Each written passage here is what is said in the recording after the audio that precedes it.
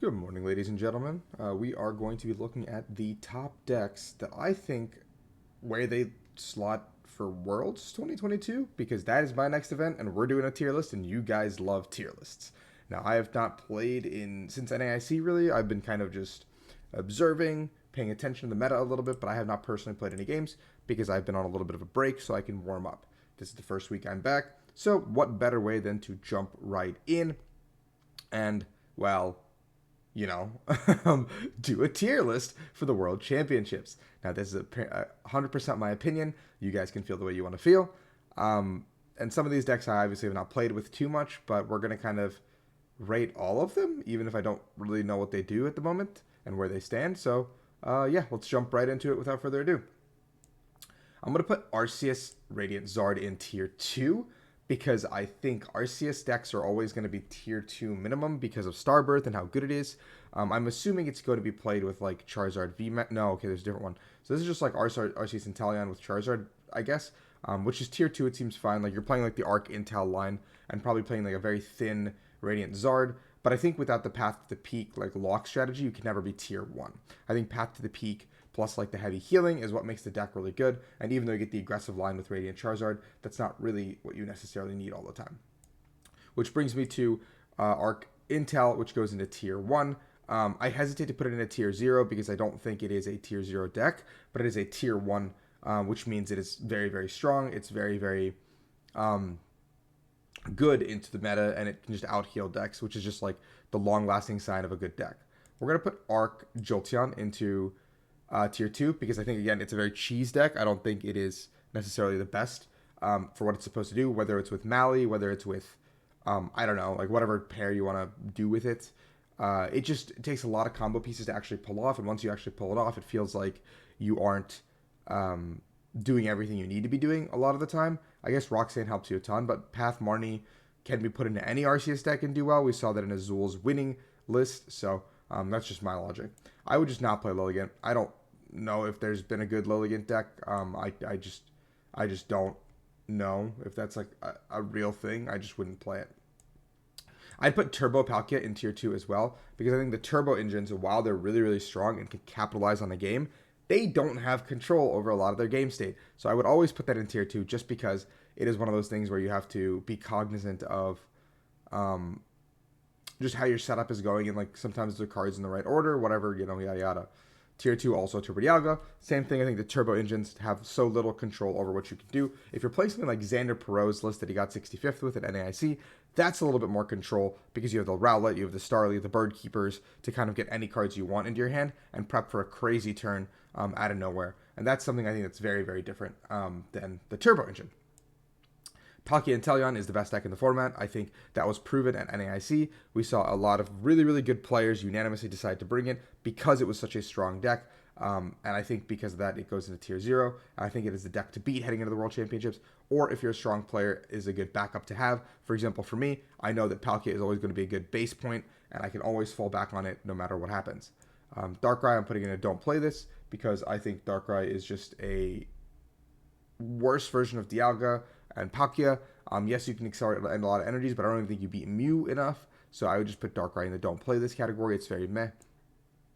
I'd put Gigas in tier 3 because, yes, it's a very fun deck and gets the whole ball rolling and everything starts working the way you want to. But at the end of the day, you're not getting all the value for what you need to be doing. And I think a lot of the top decks can still like just Marnie you and Roxanne you and just cheese you in ways.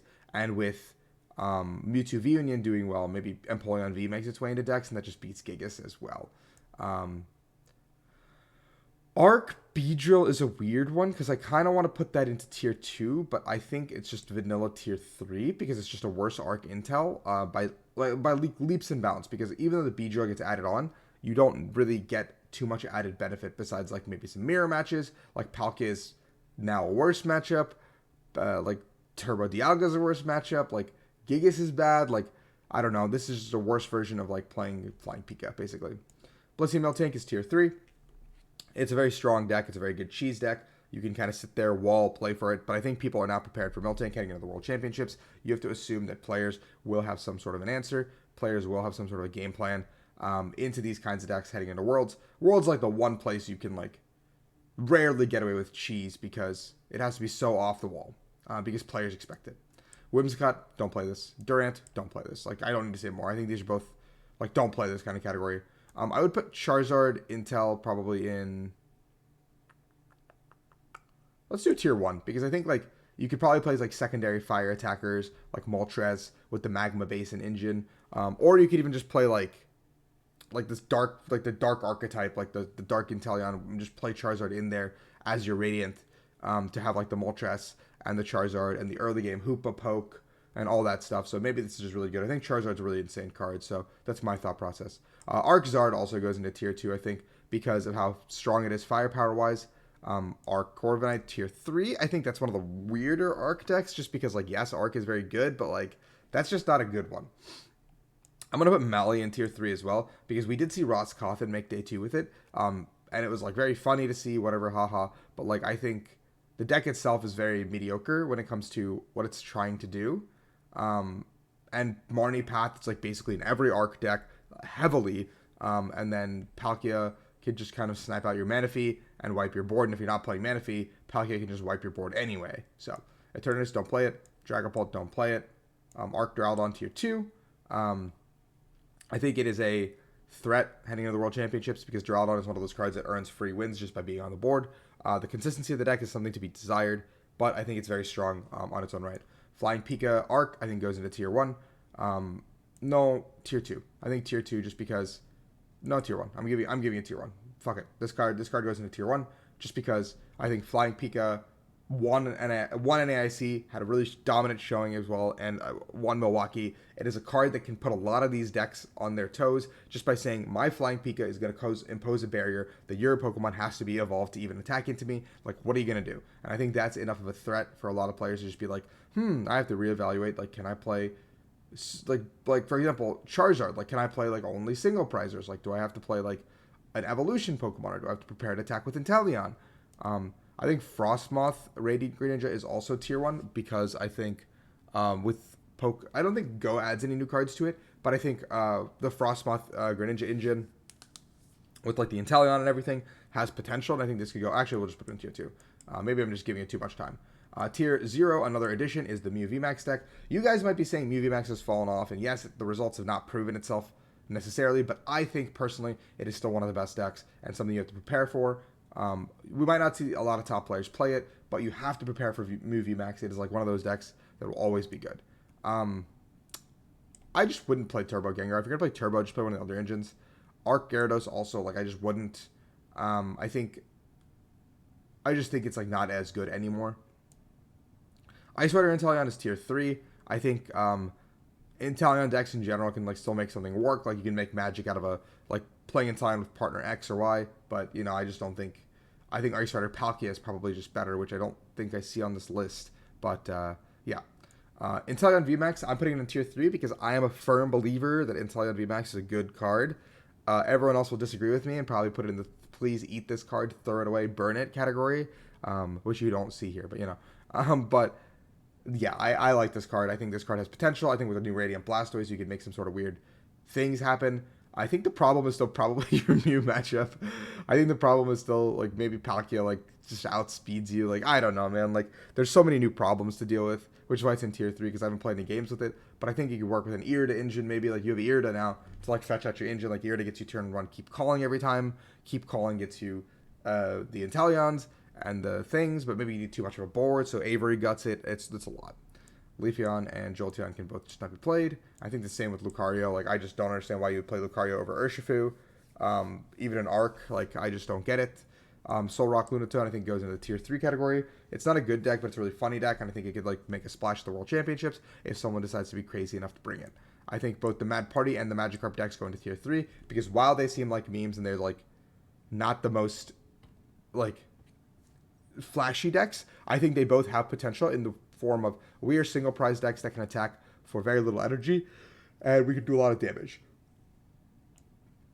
Arc Mally goes into tier 2 because same thing, the Arc Jolteon Mally, like, subscription of, like, the Path Marnie, and I get to pitch a card from behind.